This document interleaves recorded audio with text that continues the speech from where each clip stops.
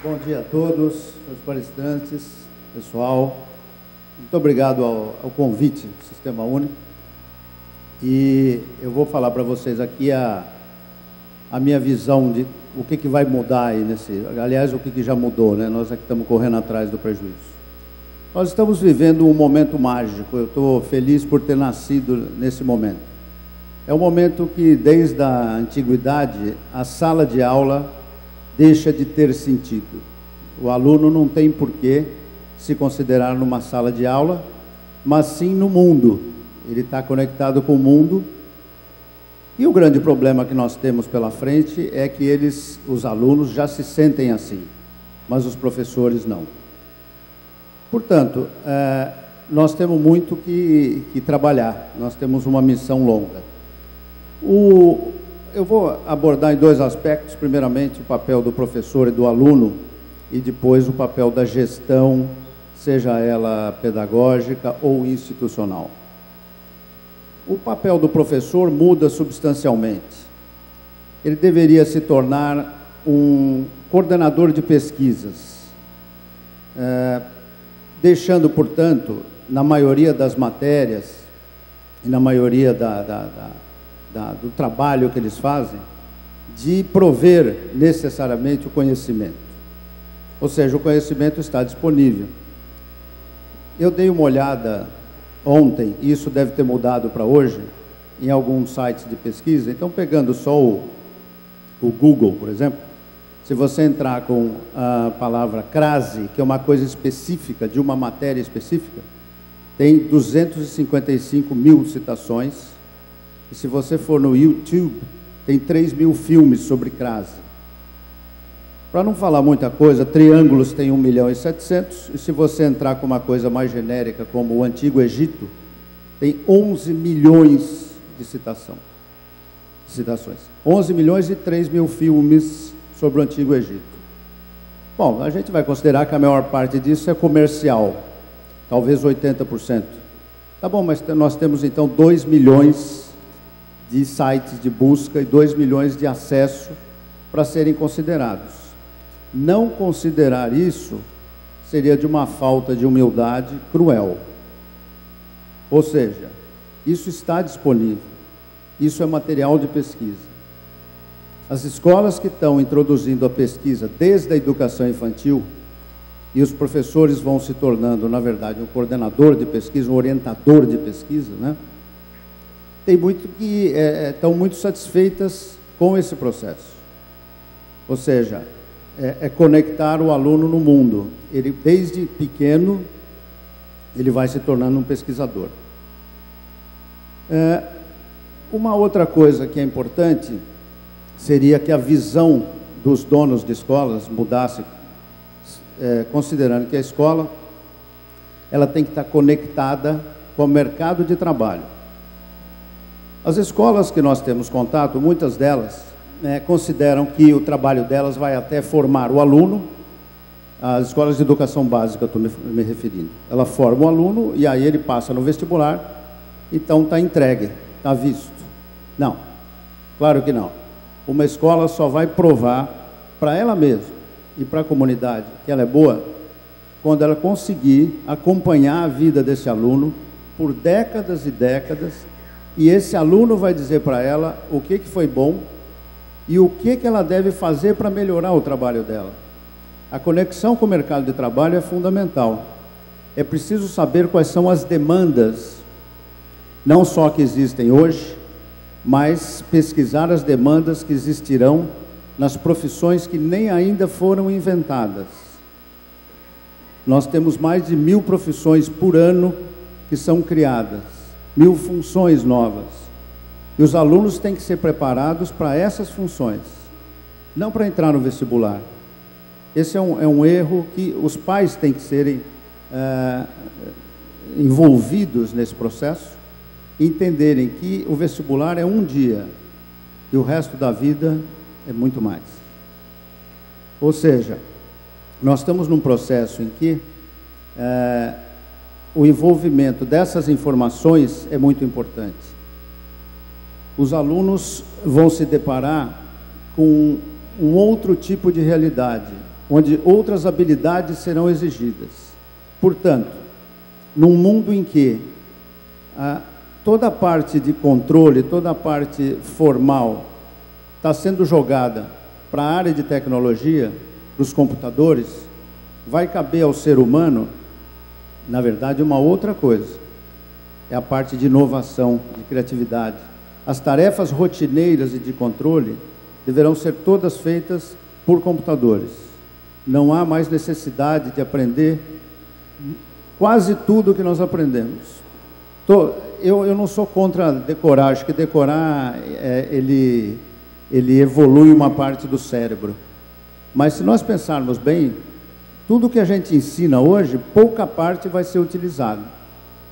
E para o professor isso é muito bom, porque ele passa a ser um orientador, ele tem que fazer a socialização dos alunos, ele tem que ensiná-los a trabalhar em equipe, ele tem que desenvolver todas as habilidades, a habilidade de conseguir conversar, de conseguir falar, de conseguir se expor, a habilidade corporal, a habilidade musical, tudo isso está sendo exigido.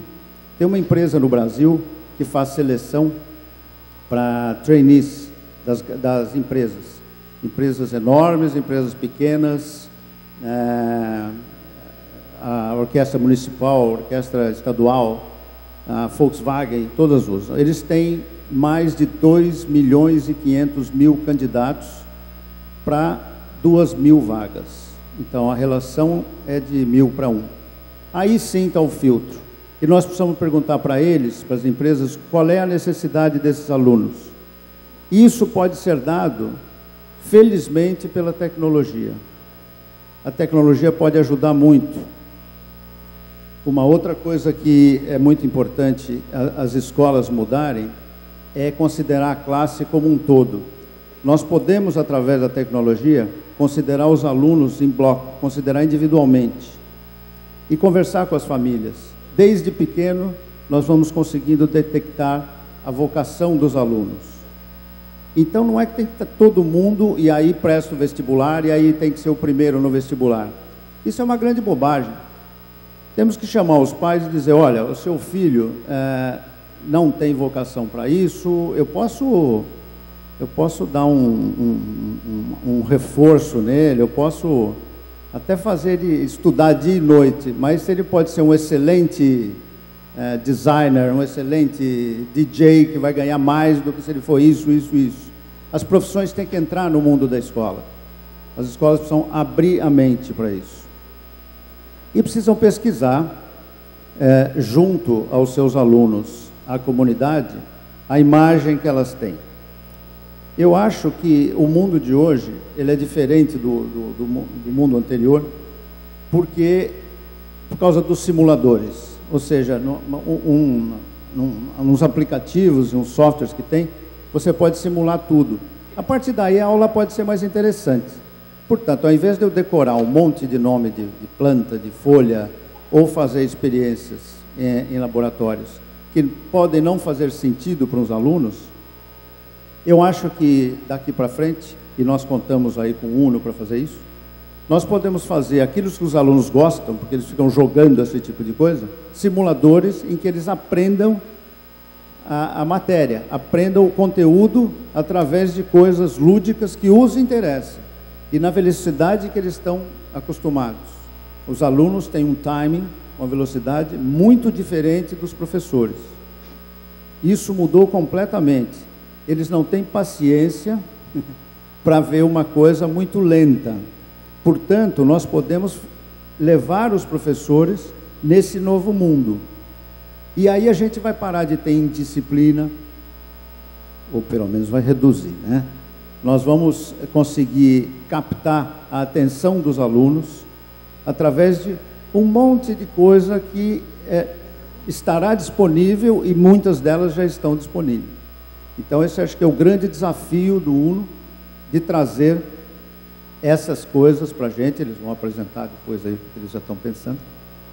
Acho que esse é um grande ganho que nós teremos, mas nós precisamos conectar os professores nesse mundo. E aí nós vamos ter as resistências. Mas se a resistência começar a ser quebrada dos donos de escola, acho que a gente chega lá. A gente pode chegar lá, porque não é difícil. Não é difícil. Os alunos são treinados, formados, hoje, para responder perguntas. Nós damos a eles milhares de aulas, milhões de minutos por ano, para treiná-los a responder perguntas. E o que o mundo quer? O mundo quer pessoas, claro, que saibam responder, mas que saibam perguntar. Muitas vezes é mais importante ele saber qual é a pergunta correta do que a resposta correta. As respostas estão disponíveis. Basta entrar nos sites de busca que vocês têm N respostas, algumas erradas, mas muitas corretas. Então, isso para mim, muda bastante a sala de aula. A sala de aula pode ser uma coisa em que os alunos estão conectados, cada um numa forma, e também a evolução dos alunos dentro de uma sala de aula pode ser controlada separadamente. Não há mais necessidade de todos estarem no mesmo ponto da matéria. Eles podem ser controlados e os alunos que têm mais habilidade numa matéria poderão seguir à frente naquela matéria enquanto os outros vão chegando, desde que haja, claro, uma avaliação disso aí. Fala em avaliação, para mim vai mudar bastante o mundo da avaliação. Hoje nós temos aí, no Brasil, um exame, o Enem, que ele não mede boa parte do que precisa ser medido, principalmente a capacidade de comunicação. Se nós pegarmos, só para falar do Howard Gardner, quando ele fala das 7 inteligências, muitas delas não são medidas pelo Enem. A capacidade, a habilidade corporal, habilidade oral, né, de trabalhar em equipe, o autoconhecimento, e tudo isso é exigido para o mercado de trabalho. As empresas pagam melhor para quem tem mais habilidades. E a escola pode, então, se dedicar a desenvolver essas habilidades em detrimento da mera passagem do conteúdo. O conteúdo pode ser passado de outras formas e mais interessantes, e em que os alunos vão absorver mais rapidamente. Eles serão donos da sua metodologia, e os professores têm um papel muito mais interessante, muito mais legal, que é a coordenação disso tudo e o fechamento para que ninguém entenda coisas erradas. Porque a internet também tem muita coisa que não serve. Tem um fator que me alegra muito, é que tem uma vantagem muito grande para a escola pública. A escola pública vai poder, finalmente, nivelar os seus alunos por cima. Ela pode contar, a partir daí, com grandes professores, com ótimos professores. Um dos maiores problemas que o Brasil tem é a qualidade das escolas de pedagogia. A maioria das escolas de pedagogia são muito ruins, muito ruins. Ou seja, se a nossa matéria-prima é ruim, como é que nós vamos trabalhar isso? E dessa forma, por isso que eu digo que hoje é um momento mágico, né? Com a tecnologia, nós podemos, não só nas escolas particulares, mas nas escolas públicas, melhorar substancialmente a qualidade da educação, desde que elas tenham uma visão para frente, a visão de mercado, a visão do mercado receptor dos nossos alunos. Ou seja, não é o vestibular. O vestibular é uma mera passagem e é o mínimo que uma escola pode oferecer. E aí, acho que é a grande importância dos centros de inteligência. Um deles é o UNO Internacional, em que vai estudar como se faz isso. Porque isso não é trabalho para uma escola, nem para um grupo de escolas. Isso é uma coisa muito grande, todo mundo tem que trabalhar em bloco, porque a solução está aí. Os alunos já estão lá, eles sabem fazer isso, eles sabem procurar, basta que a gente utilize, basta que cada um de nós volte a sonhar, e agora sonhar alto, porque não tem mais limite. O limite somos nós que estamos fazendo. Então cabe só a gente entrar nessa era. Muito obrigado.